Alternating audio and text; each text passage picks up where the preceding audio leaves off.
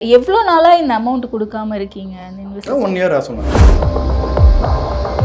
இன்ஸ்டாகிராமில் நான் அப்போ தான் கொஞ்சம் ஆக்டிவாக மற்ற இதெல்லாம் பண்ணும்போது இதுவும் நான் ஷேர் பண்ணுறேன். ஸோ ஒரு எக்ஸைட்மெண்ட் நான் இவ்வளோ இன்றைக்கி இவ்வளோ ஏர்ன் பண்ணியிருக்கேன் இவ்வளோ பண்ணியிருக்கேன் அப்படின்னு சொல்லிட்டு. அப்போ என்ன பண்ணுறாங்கன்னா சில பேர் வந்து இந்த மாதிரி நாங்களும் பண்ணலாமா, இதை எப்படி ஏர்ன் பண்ணுறது அப்படின்னு. இப்போ இது வந்து நான் ரிஸ்க் இல்லை அப்படின்னு சொல்லிட்டு நான் எதுலையுமே நான் போட்டதும் கிடையாது.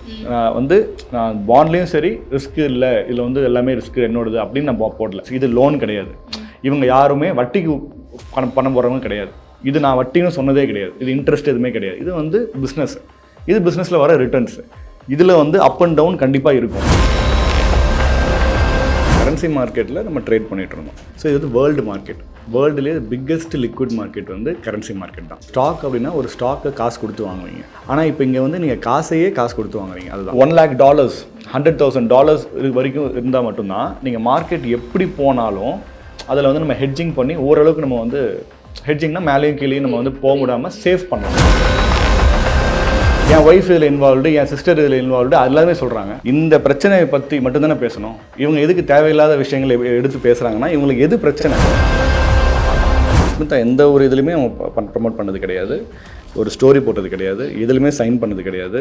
சரிங்களா? ஸோ அது வந்து என்னென்னா நாங்கள் ரெண்டு பேருமே செப்பரேட்டட் கப்பல். அதுக்கப்புறம் நாங்கள் ஒன்று சேர்ந்து வாழ்ந்துட்டு இருக்கோம். இந்த விஷயத்தை பற்றி அவங்களுக்கு வந்து சுத்தமாக அவங்க வந்து எதுவுமே போட்டதும் கிடையாது. இந்த விஷயம் அவங்களுக்கு தெரியாது. $10,000 அக்கௌண்ட்டை வந்து ரெக்கவர் பண்ணுறதுக்கு 1 இயர் ஆகிடும். இது அதுக்கு மேலே இருக்கிற ஃபண்டு அப்படிங்கிறனால நம்ம அது இது பண்ணி தான் ஆகும். அரசியல் தளத்தில் நிறைய பேசியிருப்போம். ஸோ இன்னைக்கு விஷ்ணு ஃபாரெக்ஸ் ஸ்கேம் அப்படின்ற ஒரு விஷயம் ரொம்ப பரவலாக சமூக வலைத்தளங்களில் பேசப்பட்டுட்டு இருக்கு. அண்ட் நீங்கள் வந்து ஃபாரெக்ஸ், அதாவது ஃபாரின் எக்ஸ்சேஞ்ச் அப்படின்ற ஒரு ஸ்டாக்ல இன்வெஸ்ட் பண்ண சொல்லி நிறைய பேரை ஏமாத்திருக்கீங்க அப்படின்ற விஷயங்கள் போய்கிட்டு இருக்கு. இதில் என்ன நடந்துச்சு ஆரம்பத்துலேருந்து கொஞ்சம் சொல்ல முடியுமா? இப்போ ஃபாரெக்ஸ் அப்படின்னா ஃபாரெக்ஸ் எக்ஸ்சேஞ்சுங்கிற ஸ்டாக் இல்லை. அது உங்களோட ஒரு இன்ஃபர்மேஷன் என்னன்னா கரன்சி மார்க்கெட். கரன்சி மார்க்கெட்டில் நம்ம ட்ரேட் பண்ணிட்டு இருந்தோம். அது வந்து இன்ட்ராடே மாதிரி தான். டெய்லியுமே ட்ரேட் பண்ணோம். டெய்லி மார்க்கெட் இருக்கும், வீக்லி 5 days இருக்கும், சாட்டர்டே சண்டே லீவு, அந்த மாதிரி. ஸோ இது வந்து வேர்ல்டு மார்க்கெட். வேர்ல்டுலேயே பிக்கெஸ்ட் லிக்விட் மார்க்கெட் வந்து கரன்சி மார்க்கெட் தான். ஸோ இது எதன் அடிப்படையில் இந்த மார்க்கெட் வந்து ஒர்க் ஆகுது அப்படின்னா, அதாவது கரன்சி, அதாவது நீங்கள் ஒரு ஸ்டாக் அப்படின்னா ஒரு ஸ்டாக்கை காசு கொடுத்து வாங்குவீங்க. ஆனால் இப்போ இங்கே வந்து நீங்கள் காசையே காசு கொடுத்து வாங்குறீங்க. அதுதான் அது மெயினாக என்னென்னா அதை நீங்கள் வந்து ப்ரெடிக்ட் பண்ணுறீங்க. கிட்டத்தட்ட நீங்கள் வந்து இது மேலே போக போகுது இல்லை கீழே வரப்போகுது, பை இல்லை செல்லு அப்படிங்கிறது நீங்கள் ப்ரெடிக்ட் பண்ணுறீங்க. ஸோ ஒரு பொருள் நம்ம வாங்குறது கிடையாது. ஸோ காசு வந்து மேலே போக போதா கீழே போக போதா அப்படிங்கிறது தான் ஒவ்வொரு காசும். ஸோ அது வந்து பேராக இருக்கும். So USD euros, USD pound, அந்த மாதிரி இருக்கும். ஸோ எல்லா கரன்சிக்கும் அது வந்து பேர்ஸ் தான் நம்ம வந்து ட்ரேட் பண்ணுவோம். இது எப்படி வந்து எதன் அடிப்படையில் ஒர்க் ஆகுதுன்னா, உலகத்தில் இருக்கிற எல்லா ஃபினான்ஷியல் சினாரியோஸ், எல்லா நாட்டோட ஒரு அங்கே இருக்கிற ரிசெஷனாக இருக்கட்டும், அங்கே இருக்கிற எம்ப்ளாய்மெண்ட் எக்ஸ்சேஞ்ச், அங்கே இருக்கிற எல்லாத்தோட ஃபினான்ஷியல் அங்கே எக்கானமியை பொறுத்து தான் ஒரு மிகப்பெரிய ஒரு ஃப்ளக்சுவேஷன்ஸ் இருக்கும்.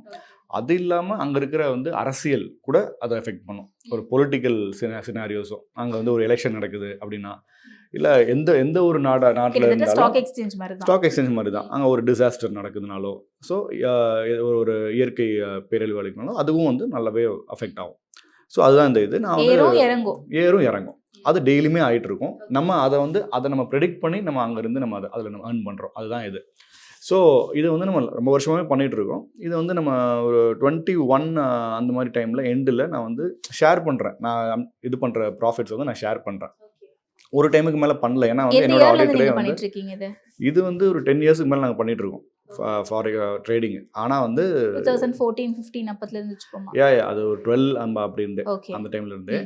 ஆனால் வந்து இந்த டைமில் தான் வந்து நான் ஷேர் பண்ணுறேன். இன்ஸ்டாகிராமில் நான் அப்போ தான் கொஞ்சம் ஆக்டிவாக மற்ற இதெல்லாம் பண்ணும்போது இதுவும் நான் ஷேர் பண்ணுறேன். ஸோ ஒரு எக்ஸைட்மெண்ட் நான் இன்றைக்கி இவ்வளோ ஏர்ன் பண்ணியிருக்கேன் இவ்வளோ பண்ணியிருக்கேன் அப்படின்னு சொல்லிட்டு. அப்போ என்ன பண்ணுறாங்கன்னா சில பேர் வந்து இந்த மாதிரி நாங்களும் பண்ணலாமா, இதை எப்படி ஏர்ன் பண்ணுறது அப்படின்னு சொல்லி. நீங்களும் பண்ணலாங்க. நிறையா, அதாவது கொஞ்சம் ரொம்ப நாள் ட்ராவல் பண்ணணும் மார்க்கெட்டில். இப்போ நம்மளுமே நிறையா ஸ்டார்டிங் ஒரு 10 இயர்ஸ்க்கு மேலே பண்ணாலும் ஃபஸ்ட்டு ஒரு 5-6 வருஷம் நிறைய லாஸ் பார்ப்போம். லாஸ் ஆனால் தான் என்னென்ன பண்ணக்கூடாதுங்கிறது தெரியும் இதில். ஆனால் நம்ம ரீசெண்டாக பார்த்த அளவுக்கு கிராவிட்டி அந்தளவுக்கு ஒரு பெரிய லாஸ் வந்து நம்ம பார்க்கல. அது வந்து மார்க்கெட்டை பொறுத்து தான். இதில் வந்து என்னென்னா வாரன் பஃபெட், அவர் யாருன்னு தெரியும் உங்களுக்கு. அவர் கையிலேயே மார்க்கெட் கிடையாது அந்தளவுக்கு தான். ஏன்னா ரிஸ்க் இதில் ஜாஸ்தி. ஏன்னா ஹைலி லிவரேஜ்டு ப்ராடக்ட். லிவரேஜ் வந்து ரொம்ப ஜாஸ்தி இதில். ஸோ நம்ம 1:500, அதாவது $500 பொருளை வந்து நம்ம ₹1 வச்சுட்டே நம்ம வந்து வாங்கலாம். அது வந்து புரோக்கர் வந்து நம்ம புரோக்கரேஜ் வந்து நம்மளுக்கு கொடுக்குற லிவரேஜை வச்சு ரொம்ப ஹைலி லிவரேஜ்டான ப்ராடக்ட் இது. அதனால வந்து உங்களுக்கு இதில் ரிஸ்க்கும் ஜாஸ்தி. ரிட்டர்ன்ஸ் எந்த அளவுக்கு வந்து ஜாஸ்தி இருக்கோ அதே மாதிரி ரிஸ்க்கும் ஜாஸ்தி. ஸோ இதை வந்து கொஞ்சம் மாடரேட்டாக கேர்ஃபுல்லாக தான் பண்ணணும். இதில் வந்து 10%, 20%, 40%, 100%லாம் கூட சும்மா ஒரு மாதத்துக்குலாம் சம்பாதிப்பாங்க. ஆனால் அதே மாதிரி ஒரு ஏமாந்தாங்கன்னா ஒரு மாதத்துலேயே போயிடும். அடுத்த மாதமே வாஷ் அவுட் ஆகிடும், அக்கௌண்ட்டே வாஷ் அவுட் ஆகிடும். இது வந்து ஒரு கடல் மாதிரி. இதில் வந்து உங்களுக்கு வந்து பெரிய நீங்கள் ஒரு கப்பல் வச்சுருக்கீங்க. அப்போ தான் ஒரு ஸ்டார்ம் வந்தால் கூட அதை நீங்கள் கடந்து போக முடியும். ஒரு சின்ன போட்டில் நீங்கள் வந்து ரொம்ப ரொம்ப தூரம் பயங்கரமான ஒரு சுனாமி வருது, சுனாமி இல்லை, சும்மா ஒரு பெரிய ஸ்டார்ம் வருது, மிகப்பெரிய ஒரு கடலில் இது வருது, நீங்கள் சின்ன போட்டில் வந்து சர்வே ஆக முடியாது. அதனால தான் அது எதுக்கு இந்த எக்ஸாம்பிள் நான் சொல்கிறேன்னா, பெரிய கேபிட்டல் வேணும் இங்கே. இதில் வந்து நீங்கள் வந்து ஒரு 50 லட்ச ரூபா அப்படிங்கிறதே வந்து நீங்கள் வந்து ஒரு சிங்கிள் அக்கௌண்ட் அப்படின்னா நீங்கள் 50 lakhs வரைக்குமே வந்து it's consider as small amount. 50 lakhsனா என்ன சொல்கிறேன்னா, ஒரு $1 lakh, $100,000 வரைக்கும் இருந்தால் மட்டும்தான் நீங்கள் மார்க்கெட் எப்படி போனாலும் அதில் வந்து நம்ம ஹெட்ஜிங் பண்ணி ஓரளவுக்கு நம்ம வந்து ஹெட்ஜிங்னா மேலேயும் கீழே நம்ம வந்து போக விடாமல் சேவ் பண்ணலாம். அப்போது அதுக்கு தான் அந்த பெரிய கப்பல் மாதிரி நம்ம கேபிட்டல் பெருசாக இருக்கணும். இதில் வந்து ஈக்விட்டின்னு சொல்லுவாங்க. அந்த ஈக்விட்டி வந்து ரொம்ப பெருசாக இருக்கணும். இல்லைன்னா நம்ம வந்து மாட்டிக்குவோம். சின்ன இது இருந்தால் நம்ம வந்து ஈஸியாக வாஷ் அவுட் ஆகிடும். $100, $1,000, $10,000 வரைக்குமே ரொம்ப அது வந்து சேஃப் கிடையாது. மினிமம் $50,000. ஸோ அதுக்கு மேலே தான் ட்ரேட் பண்ணணும். அதுக்காக வந்து நம்ம என்ன பண்ணுறோம், நம்மளோட இப்போ ஓவர் த இயர்ஸ் நம்ம பண்ணும்போது நம்ம ஃபேமிலி சர்க்கிள், நம்மளோட க்ளோஸ் சர்க்கிள் எல்லாம் வந்து நம்ம ட்ரேட் பண்ணுவோம். நிறைய பேர் இதில் இன்வெஸ்ட் பண்ணுவாங்க, நம்மளோட ஃபண்ட்ஸ் பண்ணுவோம். 2-3 பேர் சேர்ந்து பண்ணுவோம். சேர்ந்து பண்ணும்போது என்னென்னா, சரி அது கொஞ்சம் சேஃபாக இருக்கும், அதை நம்ம பகிர்ந்துக்குவோம். ப்ராஃபிட் லாஸ் நம்ம பகிர்ந்துக்குவோம். இது நம்ம கொஞ்சம் ஜாஸ்தியாக கேபிட்டல் போடும்போது ஒரே அக்கௌண்ட்டில் பெரிய கேபிட்டலாக இருக்கும்போது கொஞ்சம் சேஃப். 2-3 பேர் சேர்ந்து ஒரு காசு கொடுத்து ஒரு பெரிய கப்பலில் போகிற மாதிரி, சின்ன போட்டில் போகிறத விட அப்படி போகிறோம், அதுதான் ட்ராவல். ஸோ நான் இப்படி வந்து இந்த மாதிரி பண்ணும்போது, இந்த மாதிரி இவங்க ஆர்வமாக சரி ஃபாலோவர்ஸ் இவங்கெல்லாம் கேட்கும்போது இந்த மாதிரி கற்றுக்கலாம். ஆனால் ரொம்ப ரிஸ்க்கு அப்படின்னு சொல்லிட்டு ரிஸ்க்கும் இருக்குது. நீங்கள் ஓரளவுக்கு நல்லா ப்ராக்டிஸ் பண்ணணும், மார்க்கெட்டோட ட்ராவல் பண்ணணும், அது கைக்கு வந்துருச்சுன்னா ஓரளவுக்கு நீங்கள் ட்ரேட் பண்ணலாம் அப்படின்னு. இல்லை எங்களுக்கு அது தெரியாது, நீங்கள் வந்து இது சும்மா இன்வெஸ்ட் மட்டும் பண்ணால் எங்களுக்கு வந்து ப்ராஃபிட் மட்டும் வர மாதிரி ஏதாவதுன்னா சொல்லுங்கள் அப்படின்னு சொல்கிறாங்க. ஏன்னா வந்து அது கற்றுக்கிறதுக்கும் எங்களுக்கு வந்து அந்தளவுக்கு இது கிடையாதுன்னு சொல்லிட்டு அது அந்த மாதிரி நம்ம பண்ணலாமா அப்படின்னு சொல்லிட்டு கேட்கும்போது, நான் என்னோட ப்ரோக்கரேஜ்கிட்ட கேட்குறேன். ஸோ என்னோட ப்ரோக்கரேஜ் இது எல்லாமே வந்து ஒரு ப்ரோக்கரேஜ் மூலியமாக தான் பண்ண முடியும். எல்லாத்துக்கும் ஒரு ப்ரோக்கரேஜ், ஃபாரெக்ஸ்னாலும் சரி, ஸ்டாக் மார்க்கெட்டு சரி, ஈக்விட்டி ஆனாலும் சரி, நிஃப்டி 50, பேங்க் நிஃப்டி எல்லாத்துக்குமே ஒரு பிளாட்ஃபார்ம் வேணும், ஒரு ப்ரோக்கரேஜ் இருக்கணும். ஸோ அவங்க தான் வந்து அவங்க ரெகுலேஷன்ஸ் இருக்கும், அவங்களுக்கு எல்லாமே வந்து அவங்களோட இது சரிங்களா. ஸோ இப்போ நம்ம வந்து ஆஃப் ஷோர் ரெகுலேஷன் தான், எல்லாத்துக்குமே ஆஃப் ஷோர் ரெகுலேஷன் தான் இந்த ஃபாரெக்ஸ் பொறுத்த வரைக்கும் சரிங்களா. இது வந்து ஸோ அவங்கக்கிட்ட நான் கேட்குறேன், இந்த மாதிரி சொல்கிறாங்க, அதை இந்த மாதிரி ஆர்வமாக இருக்காங்க, இந்த மாதிரி சில பேர் அப்படி கேட்குறாங்க அப்படின்னா கண்டிப்பாக நீங்கள் பண்ணுங்கன்னு அவங்க என்கரேஜ் பண்ணுறாங்க. கண்டிப்பாக மணி மேனேஜ்மெண்ட்டும் பண்ணலாம், போர்ட்ஃபோலியோ மேனேஜ்மெண்ட்டும் பண்ணலான்னு சொல்லிட்டு அவங்க சொல்கிறாங்க. அப்படியா சரி ஓகேன்னு சொல்லிட்டு அவங்களோட கைடன்ஸில் நான் ஒரு ப்ரோக்ராம் நான் இது பண்ணுறேன். ஸோ அதில் வந்து எனக்கு வந்து மந்த்லி இந்த அளவுக்கு நான் ஒரு இது பண்ணணும், ஒரு ஸ்கீம் மாதிரி ரெடி பண்ணி நான் அது கொடுக்குறேன் சரிங்களா. ஆனால் எல்லா மெசேஜ்லையுமே எல்லா பாண்ட்லையுமே நான் சொல்கிற அந்த ஸ்கீமில் CNS under CNS conventional investment limited அவங்க தான் என் ப்ரோக்கரேஜ். ஸோ அவங்களுக்கு கீழே தான் நான் பண்ணுறேன் அப்படிங்கிறது நான் போட்டிருப்பேன். அவங்களோட வெப்சைட்டும் அதில் இருக்குது. அதில் இல்லை, கான்வென்ஷூர் இன்வெஸ்ட்மெண்ட் கூகுளில் போட்டாலே வந்துடும். ப்ளஸ் அந்த பாண்ட்லேயும் சரி, மெசேஜ்லேயும் சரி, எல்லாமே கான்வென்ஷூர் இன்வெஸ்ட்மெண்ட் லிமிடெட் கீழே நான் பண்ணுறேன் அப்படின்னு சொல்லியிருக்கேன். ஸோ இதில் வந்து நான் வந்து ஃபேன்சியாக ரொம்ப நான் வந்து அட்ராக்ட் பண்ணி ஜாஸ்தியாக, அதாவது அந்த டைமில் நிறைய பேர் பண்ணிகிட்டு இருந்தாங்க, அந்த டைமில் இப்போவும் பண்ணிகிட்டு இருக்காங்க, அந்த டைமில் ஜாஸ்தி பண்ணாங்க, அதுக்கு முன்னாடியும் பண்ணிகிட்டு இருக்காங்க. 10% தரோம், 20% தரோம், 25% அப்படிலாம் எல்லாம் இல்லை, மார்ஜினலாக ஒரு 4%, அதாவது அதுக்கு மேலே ஒரு 5-6% வந்தால் கூட 1% 2% தான் எனக்கு இருக்குமே தவிர 4% நான் கொடுக்க முடியும் மந்த்லி அப்படின்னு சொல்லிட்டு நான் இது பண்ணுறேன். எந்த இடத்துலையுமே இதில் ரிஸ்க்கே இருக்காதுன்னு நான் சொல்லலை, ரிஸ்க்கை மீறி நான் பண்ண முடியும். ஏன்னா நானே மார்ஜினலாக பண்ணுறேன். இப்போ நான் 5-6% கூட வேணாம், 4% வந்தால் கூட எனக்கு போதும். மாதத்துக்கு 20 நாள் தான் ஒர்க்கிங் டே. அப்போ நான் வந்து ஏன்னா ஒரு எல்லாம் வீக்கெண்ட்ஸ் வந்து கிடையாது. அப்போது ஒரு 22 டேஸ் தான் வந்து ஒர்க்கிங் டே. அப்படிங்கும்போது நான் வந்து ஒரு 15 நாள்லேயே எனக்கு 4% இல்லை 5% வந்துருச்சுன்னா அதுக்கப்புறம் மார்க்கெட் சரியில்லை, நாங்கள் ட்ரேடே பண்ண மாட்டோம். மார்க்கெட் சரியில்லைன்னா அப்படியே விட்டுருவோம். ஏன்னா ஜாஸ்தியாக ஆசைப்படுறது இது பண்ணுறதுலாம் கிடையாது, இல்லை கண்ட்ரோல்டாக இருந்தால் தான் இதில் வந்து ட்ராவல் பண்ண முடியும். அப்படி தான் நிறைய வருஷம் நம்ம பண்ணியிருக்கோம். ஸோ சில இது வந்து விஷயங்கள் வந்து ரொம்ப அன்கண்ட்ரோலபிளான ஒரு விஷயம். அது மாதிரி தான் இந்த உக்ரைன் ரஷ்யன் வார். அதுக்கு நான் வரேன், அதுக்கு நான் சொல்கிறேன். இப்போது இது வந்து நான் ரிஸ்க் இல்லை அப்படின்னு சொல்லிட்டு நான் எதுலையுமே நான் போட்டதும் கிடையாது. வந்து நான் பாண்ட்லேயும் சரி ரிஸ்க் இல்லை, இதில் வந்து எல்லாமே ரிஸ்க் என்னோடது அப்படின்னு நான் போடல. ரிஸ்க் அண்ட் முதல்ல இன்வெஸ்டர்ஸை பேசும்போது பொறுத்த வரைக்கும் அவங்கள தான் முன் வந்து கேட்குறாங்க இதை நாங்களும் பண்ணலாமான்ட்டு. நீங்க நாங்களும் யாரையுமே பண்ணலாமா? வந்து பண்ண பண்ண இல்ல, சொல்லி இல்ல, இல்ல. நான் கூப்பிடல. வந்து இந்த மாரி கேட்குறாங்க. கேட்டுட்டு நீங்களா அதாவது நாங்களே ட்ரேட் பண்ணலாமான்னு கேட்குறாங்க. இல்ல நீங்களும் ட்ரேட் பண்ணலாம். ஆனா நீங்க வந்து கத்துக்கிட்டு பண்ணணும் அப்படின்னு சொல்லி நான் எல்லாம் சொல்றேன். கிளாஸஸுமே நெறைய சார்ட் போடுவேன், நியூஸ் போடுவேன்.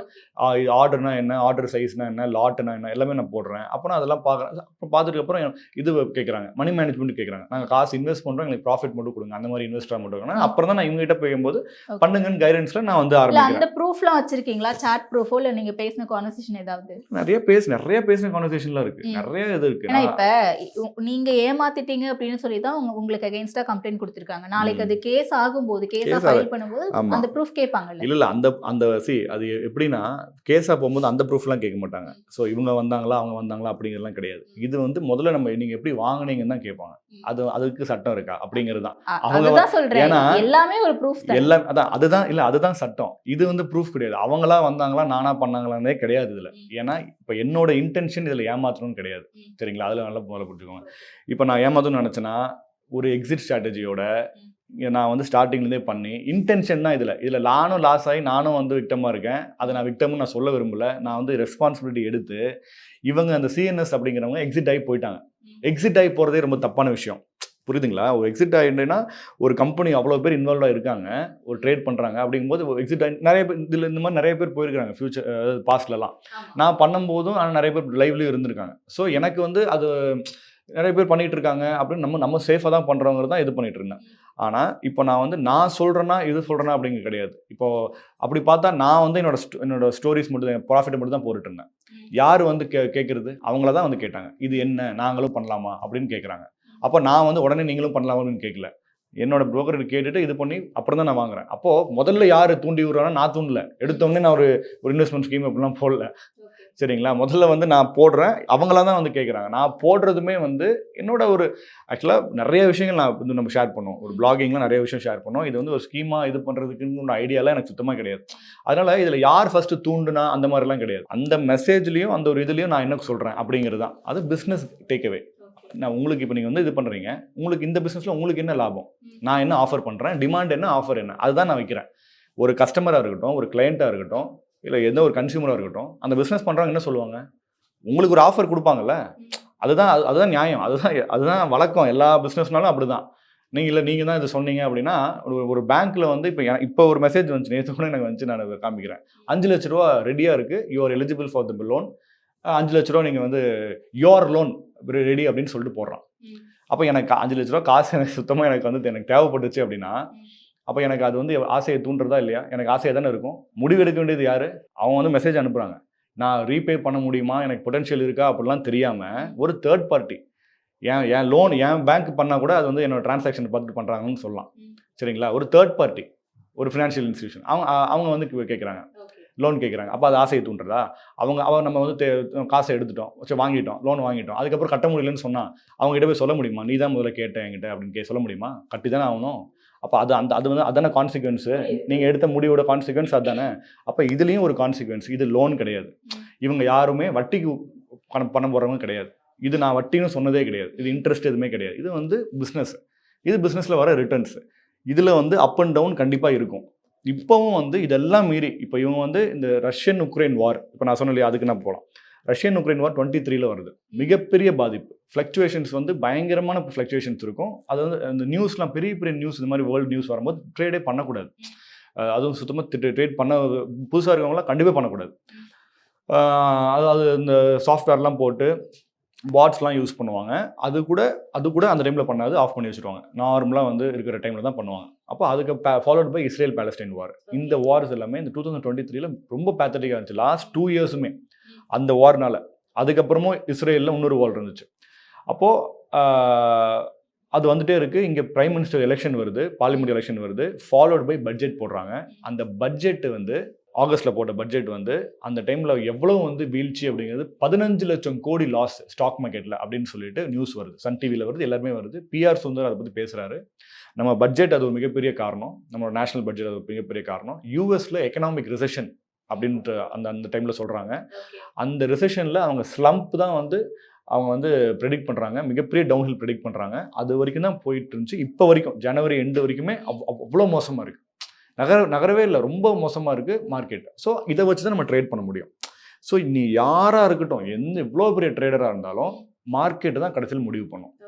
ஸோ இது வந்து ரிஸ்க்கு எவ்வளோ நம்ம ரிட்டர்ன்ஸ் இருக்குது இது பண்ணாலுமே நம்ம வந்து ஒரு 2 இயர்ஸ் 2.5 இயர்ஸ் நம்ம கரெக்டாக தான் நம்ம கொடுத்துட்டு எல்லாமே கரெக்டாக தான் பண்ணிட்டு இருந்தோம். இதை வந்து நம்ம சமாளிக்கவே முடியல. இது வந்து 2வது பட்சம் தான் ஆக்சுவலாக. முதல்ல எனக்கு ஃபஸ்ட்டு இது என்னன்னா, எனக்கு வந்து இவங்களோட எக்ஸிட் ஸ்ட்ராட்டஜி எனக்கு நான் முதலே ப்ரெடிக்ட் பண்ணுறேன். இவங்க கிளம்ப போகிறாங்க அப்படின்னு எனக்கு உள்ளேருந்து எனக்கு தகவல் வருது. இவங்க வந்து அகமதாபாத், கோயம்புத்தூரில் இவங்களுக்கு ஆஃபீஸ் இருக்குது, 2 ஆஃபீஸில் இருக்குது. ஸோ அங்கே இருக்கிற பேர் நிக்கில், இங்கே இருக்கிற பேர் சரவணன். ஸோ எனக்கு உள்ளே வந்து எனக்கு இது வருது. ஸோ இவங்க எக்ஸிட் ஆக போகிறாங்கன்னா, எக்ஸிட்னா என்ன, இவ்வளோ பணம் இருக்குது, இவ்வளோ இது இருக்குது அப்படின்னா ஒரே இடத்துல இவ்வளோ பணம் வச்சுட்டு இருக்கக்கூடாது அப்படிங்கிறது சேஃப் இல்லைங்கிறது நானே இது பண்ணி நான் இன்டர்னல் ட்ரான்ஸ்ஃபர் பண்ணுறதுக்கு நான் ட்ரை பண்ணுறேன்.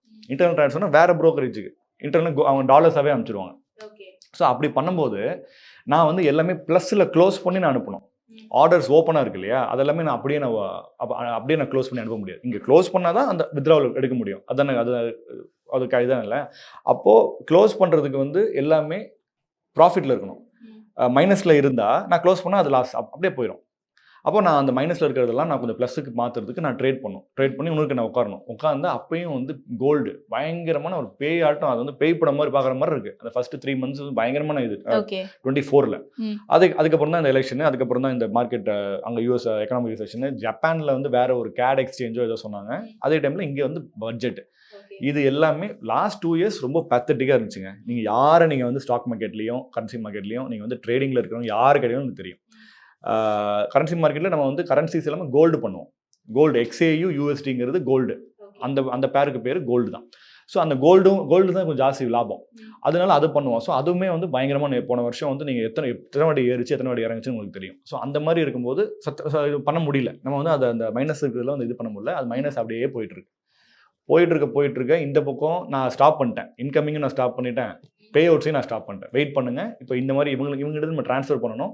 ஒரே ஆள்கிட்ட நம்ம சொல்லலை, நம்ம அவங்க போகிறாங்க அப்படின்னா பயந்துருவாங்கன்னு சொன்னால் அதை சொல்லலை. அவங்ககிட்ட ஒரே ஆள்கிட்ட அவ்வளோ பணம் வச்சிருக்கிறது நம்ம சேஃப் கிடையாது. நான் வந்து இன்டர்னல் ட்ரான்ஸ்ஃபர் வேறு ப்ரோக்கரேஜ் நான் இது பண்ண போகிறேன். அதுக்கு எனக்கு கொஞ்சம் டைம் வேணும்.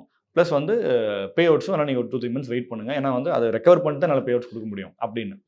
அப்போ அது வெயிட் பண்ண முடியாமல் என்கிட்ட இவங்களே வந்து நிறைய பேர் இது பண்ணி செக் வாங்குறாங்க. ஸோ அது வந்து இது பண்ணும்போது நான் சரி ஓகே, அது அவங்க கேட்குறாங்க, டிமாண்ட் பண்ணுறாங்க, நம்ம கொடுத்து தான் ஆகணும்னு சொல்லிட்டு நம்ம செக் கொடுக்குறோம். அதுக்கேற்ற மாதிரி நம்ம வந்து ரெக்கவர் பண்ணுறதுக்கு ட்ரை பண்ணுறோம். மார்க்கெட் வந்து ஒத்துழைக்கவே இல்லை. இவங்களும் இந்த மாதிரி வந்து கிளம்புறதுக்கு பண்ணுறாங்க. ஒரு ஜூன் ஜூலை எல்லாம் கிளம்பிட்டாங்க. எனக்கு ஆனால் அது ஒரு மாதம் கழிச்சு தான் தெரியுது. ஆனால் இவங்களையும் நான் நம்ப முடியாமல், மார்க்கெட்டும் இல்லாமல் நான் வந்து சும்மா உட்காரல.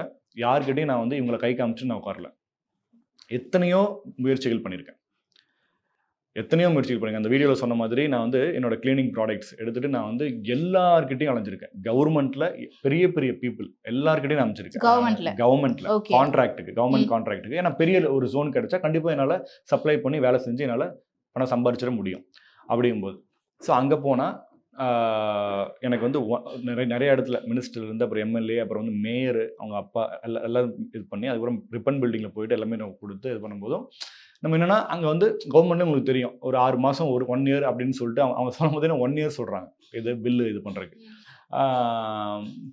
அவ்வளோ டைம் ஆகும், நீங்கள் மேனேஜ் பண்ணணும், நீங்கள் ப்ரொடக்ஷன் பண்ணி கொடுக்கணும் அப்படின்னு சொல்லிட்டு. அப்போ எனக்கு ஒரு ஜோன்னா எவ்வளோ அண்ணா நகர்னு ஒரு ஜோன் எடுத்துக்கிட்டிங்கன்னா அவ்வளோ பெரிய ஜோன். அங்கே என்னென்னா மெட்ரோ ஸ்டேஷனு, பப்ளிக் டாய்லெட்ஸு, இது எல்லாத்தையும் நம்ம வந்து products, cleaning products, floor cleaner, toilet cleaner, stain remover அதெல்லாம் நம்ம மேனுஃபேக்சர் பண்ணுறோம். ஸோ அதை பண்ணி நம்ம இது பண்ணலான்னா அவ்வளோ பணம் நம்மளுக்கு எப்படி அவ்வளோ பெரிய ஜோன். அது ஒரு நாளைக்கே சில லட்சங்கள் தேவைப்படும், ஒரு மாதத்துக்கு அவ்வளோ. அப்போது ஒரு வருஷத்துக்கு நான் எப்படி காசு அதை நான் இது அந்தளவுக்கு நான் காசு இருந்தால் நான் அந்த மாதிரி நிலைமையிலே நான் இல்லை. அப்போது அது நான் பண்ண முடியும். இப்போ கவர்மெண்ட்டுக்கே காசு கொடுக்கறதுக்கு ஒரு இன்வாய்ஸ் பாஸ் பண்ணுறதுக்கு அவ்வளோ டைம் தேவைப்படுது, ஒரு வருஷம் தேவைப்படுது.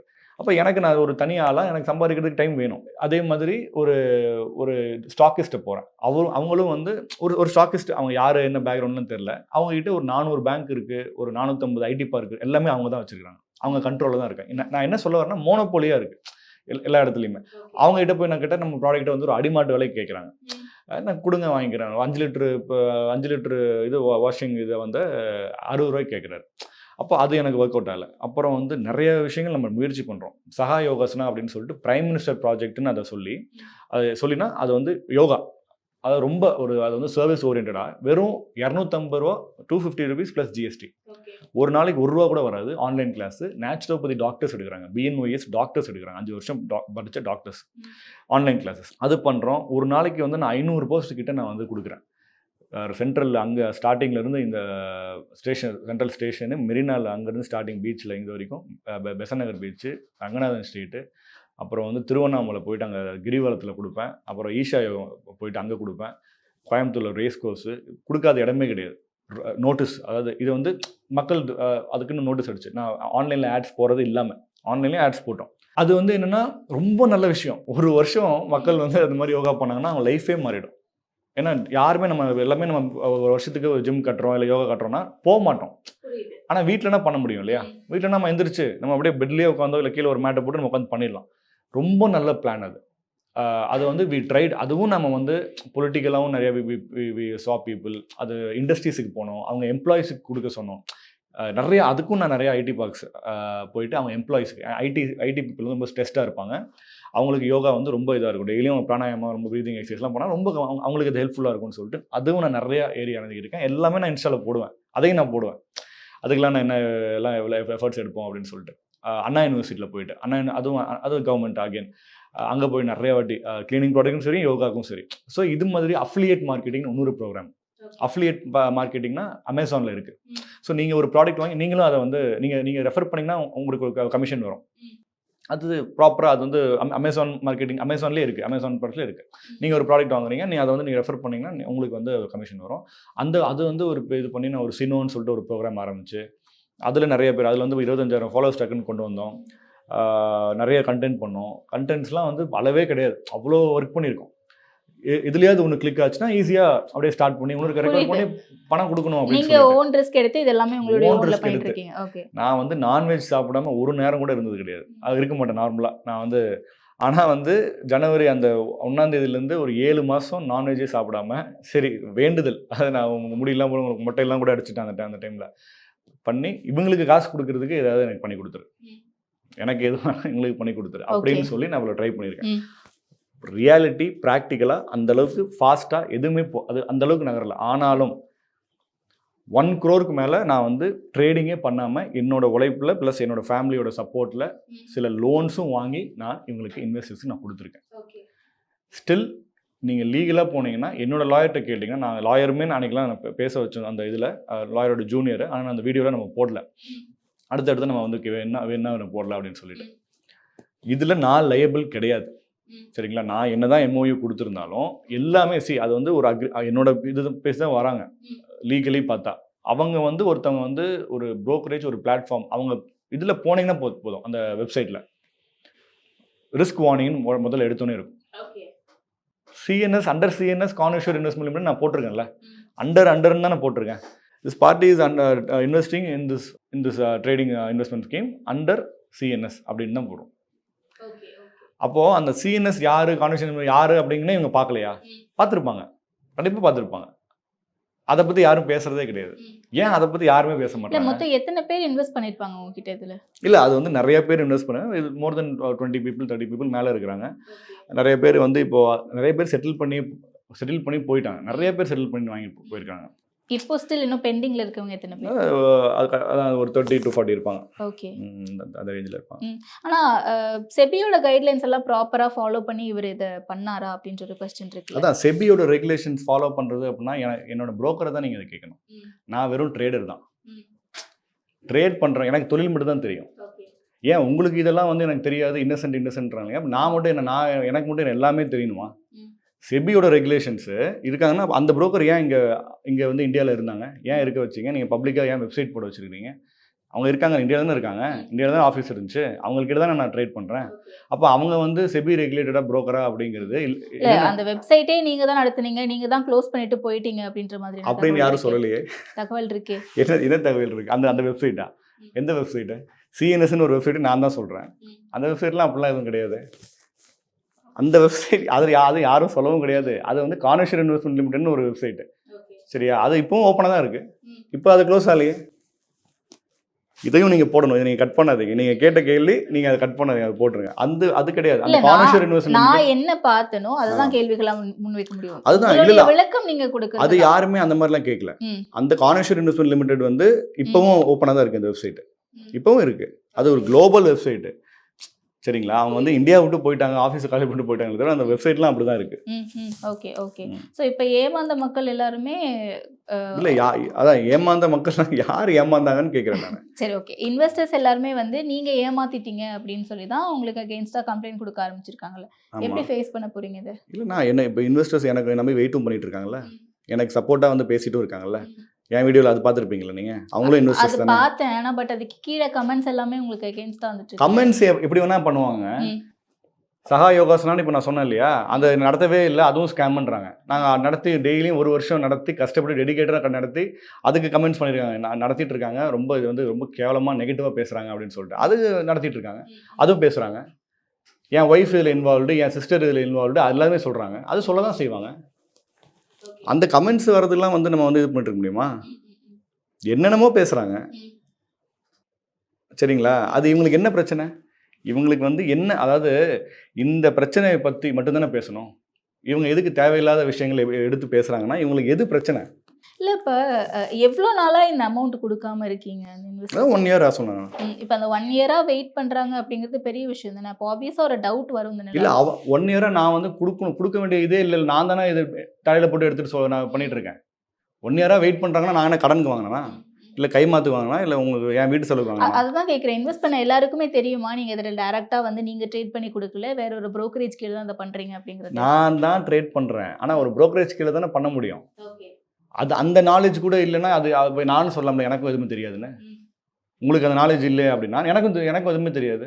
எனக்கு இது வந்து நான் சிப் ரிலேஷன்ஸ் வந்து அந்த புரோக்கர் இதான அவங்க தான் எனக்கு கைட் பண்ண இடத்துல அவங்க தான் இருக்காங்க. யார்? அந்த புரோக்கர் தான் இருக்காங்க. நான் ஒரு புரோக்கரா? நான் ஒரு புரோக்கர்னு நினச்சி நீங்கள் பண்ணிட்டீங்களா? அது கிடையாதுல்ல. புரோக்கர் வேறு, ட்ரேடர் வேறு. ஒரு புரோக்கரேஜ்னா சர்வர் ஓனர், அவங்க தான் புரோக்கரேஜ். அப்போது அது வந்து நான் ட்ரேட் பண்ணுறேன்னா அவங்க ட்ரேட் பண்ணுறாங்கன்னு இப்போ நான் சொல்லலையே. அவங்களுக்கு அடியில் தான் ட்ரேட் பண்ண முடியும், அவங்ககிட்ட தான் காசு கொடுக்க முடியும், அவங்களுக்கு தான் எல்லாமே இருக்குது. இப்போ கூட அவங்களுக்கு அனுப்பிச்ச இமெயில் ஸ்டேட்மெண்ட்ஸ் தான் என்கிட்ட இருக்குது. சரிங்களா? அதுவும் நிறைய அக்கௌண்ட்ஸ் வந்து நான் கேட்டிருக்கேன். அதோட இமெயிலெலாம் அவங்க ஒவ்வொரு அக்கௌண்ட்டுக்கும் ஒரு இமெயில் அவங்களே வந்து இது பண்ணி அனுப்புவாங்க. ப்ராப்பராக அக்கௌண்ட் ஸ்டேட்மெண்ட்ஸ்னு ஒன்று இருக்கும். ஸோ அது வந்து இன்னுமே அவங்க இன்னும் கொடுக்கல. அதுதான் அவங்களோட யாருன்னு பார்த்துக்கோங்க. இன்னுமே அவங்களுக்கு கொடுக்கல. நாங்கள் இதையே நாங்கள் சரண்டர் பண்ணிட்டோம். ஹோல் சர்வரே நாங்கள் சரண்டர் பண்ணிட்டோம். நாங்கள் ஃபுல்லாகவே எக்ஸிட் ஆகிட்டோம். அது வந்து செக்கிங் விஷ்ணு ட்ரை பண்ணி நான் எடுத்து கொடுக்குறேன்னு சொல்லி இப்போ சொல்லிட்டு இருக்காங்க. இப்போ வரைக்கும் அவங்க இது பண்ணல. Okay okay. இது எப்படி நடக்குது அப்போ? இது நான் லாஸ்ட் ஒரு 2-3 மந்த்ஸாக அவங்க போய் ரொம்ப நாள் ஆச்சு. ஆனால் நான் இப்போ வந்து எல்லாம் இந்த இஷ்யூ ஆகிறதுனால எனக்கு ஸ்டேட்மெண்ட்ஸ் வேணும்னா நான் கேட்டுட்டு இருக்கேன். அது வந்து கிடைக்க மாட்டேங்குது. ஓகே. பட் இதில் வந்து உங்களுடைய வைஃப் அஷ்மிதா நேமும் சொல்கிறாங்களே நிறைய. என் வைஃப் அஷ்மிதா பேரை வச்சு இருக்குமா அப்படின்ட்டு? இருக்குமாலாம் இல்லை. அவங்க என்ன கேட்குறாங்கன்னா அஷ்மிதா வச்சு இதை இழுக்கிறாங்க. இது வந்து அப்புறம் தான் வந்து அவங்க ஃபேஸ்க்காக தான் எல்லாரும் இதில் இன்ஃப்ளூயன்ஸ் ஆனாங்க. அவங்களுக்கு இருக்க ஒரு ஃபேம் தான் வந்து இதில் நிறைய இன்வெஸ்டர்ஸ் வர்றதுக்கான ரீசன். ஏமாற்ற மாட்டாங்க அப்படின்ற ஒரு ட்ரஸ்ட் பில்ட் ஆனதுக்கு ரீசன் அஷ்மிதாவோட ஃபேம். இல்லை, அது அவங்களோட முட்டாள்தனம். அது அஷ்மிதா இதில் போட்டாங்களா? அவங்களுக்கோட ஃபேஸ்னா அவங்க அஷ்மிதா வாங்கியிருந்தாலும் மார்க்கெட் லாஸ் ஆச்சுன்னா லாஸ் ஆனால் லாஸ் தான், அதுதான் சொல்ல முடியும். சரிங்களா? அவங்களோட முட்டாள்தனம். இப்போ அஷ்மிதாவோட ஏதாவது போட்டாங்களா? அஷ்மிதா ஏதாவது ஸ்டோரியில் போட்டாங்களா? கிடையாது. அதுதான் கேட்குறேன். அஷ்மிதா எந்த வகையிலையாவது இதை வந்து அவங்க ப்ரமோட் பண்ணியிருக்காங்க? கிடையாது. எதுவுமே கிடையாது. அஷ்மிதா எந்த ஒரு இதுலையுமே அவங்க ப்ரமோட் பண்ணது கிடையாது. ஒரு ஸ்டோரி போட்டது கிடையாது. எதுலையுமே சைன் பண்ணது கிடையாது. சரிங்களா? ஸோ அது வந்து என்னென்னா நாங்கள் 2 பேருமே செப்பரேட்டட் கப்புள். அதுக்கப்புறம் நாங்கள் ஒன்று சேர்ந்து வாழ்ந்துட்டு இருக்கோம். நிறைய டிஃப்ரென்ஸ் ரொம்ப வருஷமாக எங்களை எல்லாருமே ஃபாலோ பண்ணிட்டு இருக்காங்க. ஸோ அது எல்லாருமே தெரியும். நாங்கள் சண்டை போட்டால் கூட அது வெளிப்படையாக அதை வந்து நிறைய பேர் கண்டுபிடிச்சிருவாங்க. அந்த மாதிரி இருக்கனால அது வந்து செப்பரேட் ஆனதுக்குள்ள எல்லாத்துக்குமே தெரியும். ஒன்றா சேர்ந்து வாழ்றதும் அதுக்கு ஒன்று தெரியும். So we are not involving in each others business. இந்த விஷயத்தை பற்றி அவங்களுக்கு வந்து சுத்தமாக அவங்க வந்து எதுவுமே போட்டதும் கிடையாது. இந்த விஷயம் அவங்களுக்கு தெரியாது. அந்த டைமில் தான் இதை வந்து நம்ம ஸ்டார்ட் பண்ணது, அந்த டிவோர்ஸ் ஆன டைமில். ஸோ அது எதுவுமே கிடையாது. Just to bring her down. நீங்கள் வந்து ஆடம்பரமாக இருக்கிறது, அது பண்ணுறது, அந்த இதெல்லாம் லைஃப் ஸ்டைலை வச்சு இவங்க இது பண்ணுறாங்க. அதை வச்சு கேட்குறாங்க. அவள் சம்பாதிக்கிறா. நான் வந்து என் குழந்தைங்களுக்கோ என் குடும்பத்துக்கோ செலவு பண்ணுறது வேறு. அது ஆடம்பரம் கிடையாது. நான் அத்தியாவசியத்துக்கு மட்டும் தான் நான் இது பண்ணுறேன். நான் வந்து ஆடம்பரத்தை காமிச்சதே கிடையாது. அவங்க வந்து லைஃப் ஸ்டைல் பிளாகிங் பண்ணுறாங்க, மாம் பிளாகிங் பண்ணுறாங்க. அதெல்லாம் போடுறது அஃபென்ஸ் கிடையாது. அவங்க சம்பாதிக்கிறாங்க, அவங்க போடுறாங்க. அவங்க எப்படி சம்பாதிக்கிறாங்க, எவ்வளோ ஹார்ட் ஒர்க் பண்ணுறாங்கிறதையும் எல்லாருமே போடுவாங்க. அதையும் போடுவாங்க. அதான் எல்லாருமே பார்த்துட்டு தான் இருக்காங்க. நீ இதை வச்சு நீ வந்து ஏமாற்றி நீ வந்து போடுற மற்றவங்க காசில் நீ இப்படி ஆடம்பரமாக இருக்க இது இல்லையா உனக்கு அப்படின்னு சொல்லிட்டு அந்த மாதிரி பேசுகிறதுங்கிறது அப்போ என்ன இவங்களுக்கு இன்டென்ஷன் பார்த்துக்கோங்க. இவங்களுக்கு ஏன் இவ்வளோ இதுக்கு வன்மம் என்ன இருக்குது என்னன்னே தெரியாமல் இது வந்து கேஸ் என்ன இப்போ என்ன நடக்குது என்ன வந்து கன்விக்ஷன் ஆகுது எல்லாமே இருக்குது. கோர்ட் வரைக்குமே எதுவுமே நம்ம போகல, எதுவுமே யாருமே இப்போ வரைக்கும் போய் நம்ம ஃபேஸ் பண்ணுறது எல்லாமே ஃபேஸ் பண்ணுவோம். சரிங்களா? கோர்ட்டில் போனவங்களுக்கும் நம்ம ஃபேஸ் பண்ணுவோம், கோர்ட்டுக்கு போகாதவங்களுக்கும் நம்மளுக்கு ஃபேஸ் பண்ணுவோம். அதாவது எல்லாத்துக்கும் யாருக்குமே நான் பணம் கொடுக்க மாட்டேன்னு சொல்லல, எல்லாத்துக்கும் வாங்கின அதாவது இப்போ நான் வந்து வாங்கின காசு போக தான் பெண்டிங் தான் நான் கொடுக்குறேன்னு சொல்லியிருக்கேன். அது நிறைய பேர் வாங்கிட்டு போயிட்டு இருக்காங்க. அதுதான் நான் கொடுக்க முடியும். ஏன்னா இப்போ தலையை தான் காப்பாற்ற முடியும், ஏன்னா இவ்வளோ லாஸ் ஆனதுக்கப்புறம். ஸோ அதுக்கு தான் நான் கமிட்டடே தவிர மற்ற இந்த மாதிரி ரொம்ப அவதூறுக்குலாம் நான் இது சொல்ல முடியும், இது கமிட்டடும் கிடையாது நான். ஓகே, அப்போ நீங்கள் எவ்வளோ சீக்கிரம் முடியுமோ அவ்வளோ சீக்கிரம் கொடுத்துடணுன்ற ஐடியாவில் தான் இருக்கீங்க. ஆமாம், நான் சம்பாரிச்சு தான் கொடுக்க முடியும். நான் வந்து கண்டிப்பாக நான் கொஞ்சம் கொடுத்துட்டு இருக்கேன் இப்போவும். இல்லை லீகலாக நீங்கள் என்ன மாதிரியான ஆக்ஷன்ஸ் எடுக்கலாம்னு இருக்கீங்க? யார் மேலே? அந்த புரோக்கரேஜ் மேலே. இந்த புரோக்கரேஜ் மேலே நான் வந்து நான் அந்த கம்ப்ளைண்ட் இப்போ வந்து இது வரும்போது நான் கம்ப்ளைண்ட் கொடுத்து தான் ஆகணும். அவங்க மேலே நான் வந்து எனக்கு ஸ்டேட்மெண்ட்ஸ் எல்லாம் எனக்கு வாங்கி கொடுங்க. சரிங்களா? எங்களுக்கும் அந்த அமௌண்ட் வர வேண்டியது இருக்குது, அதை நீங்கள் இது பண்ணுங்கன்னு இன்வெஸ்டிகேட் பண்ணுங்கன்னு சொல்லிட்டு நமக்கு அந்த கம்ப்ளைண்ட் நம்ம கொடுப்போம். ஓகே, அந்த ப்ராசஸ் எல்லாம் போயிட்டு இருக்கு. அது போயிட்டு இருக்கு. அதனால தான் இப்போ நான் ஓப்பனாக அவங்க மேலே இது பண்ணுறேன். Okay okay okay. ஸோ இப்போ உங்களையே இவ்வளோ நடந்த பிறகும் நீங்கள் காசு தரல ஏமாத்திட்டீங்கன்னு ஒரு பக்கம் சொல்கிறாங்க, அண்ட் இன்னொரு பக்கம் நிறைய பேர் உங்களை ட்ரஸ்ட் பண்ணி வெயிட் பண்ணிட்டு இருக்காங்கன்னு சொல்கிறீங்களா? அந்த ட்ரஸ்ட் எப்படி பில்ட் பண்ணீங்க? அந்த ட்ரஸ்ட்னா இவ்வளோ நாள் அவங்க வந்து என்னை ட்ராவல் பண்ணியிருக்காங்கல்ல, என்னை பற்றி தெரியும், அவ்வளோ ப்ராஃபிட் வாங்கியிருக்கிறாங்க, அதனால அவங்க வெயிட் பண்ணுறாங்க. இவங்களும் வாங்கியிருக்கிறாங்க, இந்த மாதிரி இப்போ போய் இது பண்ணுறாங்க பார்த்தீங்களா, அவங்களும் வாங்கியிருக்கிறாங்க. ஆனால் வந்து அது தெரில, அவங்க இருக்கிற டிசிஷன் தான். ஓகே, பட் இதுக்கு முன்னாடி வேறு ஏதாவது ரீசன்ஸ் இருக்குன்னு நீங்கள் நினைக்கிறீங்களா? எந்த ஒரு ரீசனும் கிடையாது.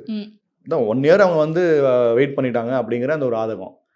1 இயர் அப்படிங்கிறது நான் எவ்வளோ எஃபர்ட் போட்டிருக்கேன் அப்படிங்கிறது எனக்கும் தெரியும், நிறைய பேருக்கு நான் கொடுத்துருக்கேன். அவ்வளோதான் பண்ண முடியும், சம்பாரிச்சு தான் கொடுக்க முடியும். நான் இதில் ஈஸியாக கை காமிச்சிட்டு போக முடியும் லாஸ் அப்படின்னு, அது நான் போகல. சரிங்களா? அது வந்து சரி நம்ம நம்பி வந்திருக்காங்க, நம்ம நம்பி இருக்காங்கன்னு சொல்லிட்டு நான் கொடுக்கணுன்னு தான் நான் இது பண்ணுறேன். அப்போது 1 இயர் ஆனாலும் சரி 2 இயர்ஸ் ஆனாலும் வெயிட் பண்ணி தான் ஆகணும். ஒரு அக்கௌண்ட் சாதாரண அக்கௌண்ட்டு ஒரு $10,000 அக்கௌண்ட்டை வந்து ரெக்கவர் பண்ணுறதுக்கே 1 இயர் ஆகிடும். அப்போது இது அதுக்கு மேலே இருக்கிற ஃபண்டு அப்படிங்கிறனால நம்ம அது இது பண்ணி தான் ஆகணும்.